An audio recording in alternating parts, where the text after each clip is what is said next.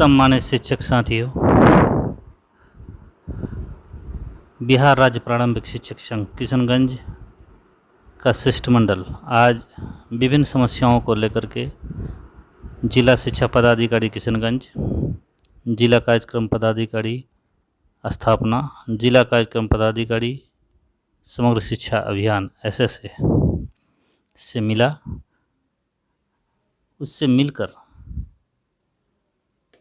जो मूल रूप से समस्याएं हैं शिक्षकों के वेतन में,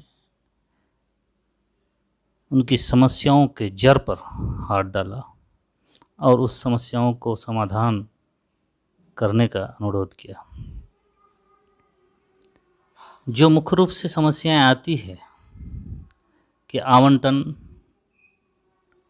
कैसे आता है, जिला को कितना आवंटन चाहिए, जिला में आवंटन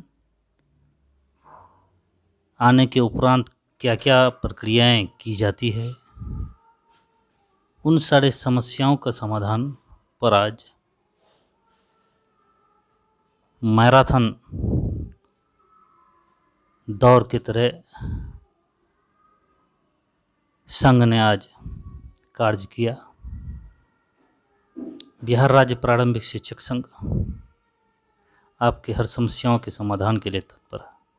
निदेशालय स्तर से शिक्षकों की संख्याओं को अपडेट करने का अनुरोध किया। GOB शिक्षकों का जो मामला है, आप जान रहे हैं कि 2017 में 18 में GOB शिक्षकों के 14 से 15 माह का वेतन बकाया था। उनका जो शिक्षकों का जो अपडेट है, उस अपडेट का अनुरोध किया। सभी मद के शिक्षक चाहे SSA का हो, वर्तमान समय में जुलाई में जो 3% इंक्रीमेंट हुआ है, सरकार ने 28% DA की घोषणा की है, उसको जोड़ते हुए जो वर्तमान में जो राशि होती है उसको चाहे SSA हो या GOB, उसको जोड़ के कितनी राशि बनती है उस हिसाब से शिक्षकों की संख्या को अपडेट निदेशालय में करते हुए राशि की डिमांड की जाए। इस पर संघ ने आज कार्य किया। SSA मद का जो खाता है, GOB का तो स्थापना में डायरेक्ट आ ही जाता है, लेकिन SSA के जो शिक्षकों का जो वेतन आता है वो समग्र शिक्षा अभियान में पहले आता है।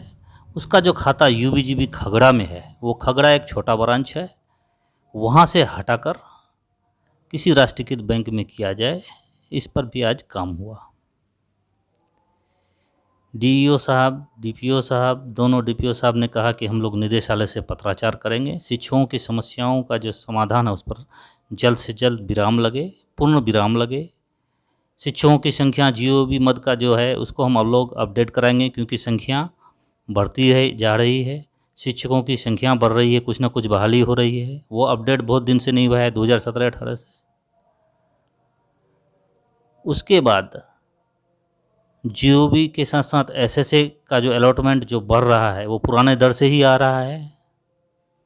2020 में जो राशि आ रही थी वही राशि आ रही है, जबकि अभी 10 करोड़ 80 लाख के स्थान पर 1133 था। जुलाई में 3% जोड़ दीजिए, 28% DA जोड़ दीजिए। उस पर स्थापना पदाधिकारी ने कहा कि हम लोग प्रपत्र तैयार कर रहे हैं, उसको हम लोग SSA को देंगे और SSA उसको डिमांड करेगा। क्योंकि DEO साहब थे नहीं, वो मीटिंग में गए थे। जब हम लोग ये दोनों कार्यक्रम पदाधिकारी से मिल लिए, मिल करके जब निकलने लगे तो फिर देखें इस बीच में DEO साहब आ चुके, तो फिर उनसे हम लोग मिलने के लिए उनसे गए।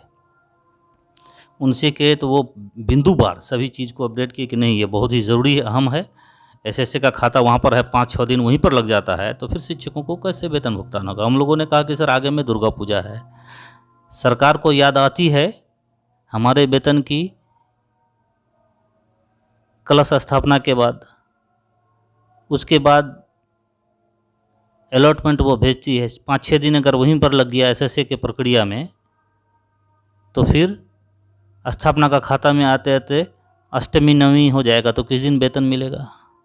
तो इस समस्या का समाधान ऐसा किया जाए कि किसी राष्ट्रीयकृत बैंक में, उन्होंने किया कि ठीक है मैं इसको नेशनलाइज बैंक में खोलने के लिए सबसे पहले मैं DPO 2 को, समग्र शिक्षा अभियान को मैं पत्र दे देता हूँ, वो पत्राचार करके निदेशालय से क्योंकि परमिशन लेना पड़ेगा, वो जल्द से जल्द समस्या समाधान हो जाएगा।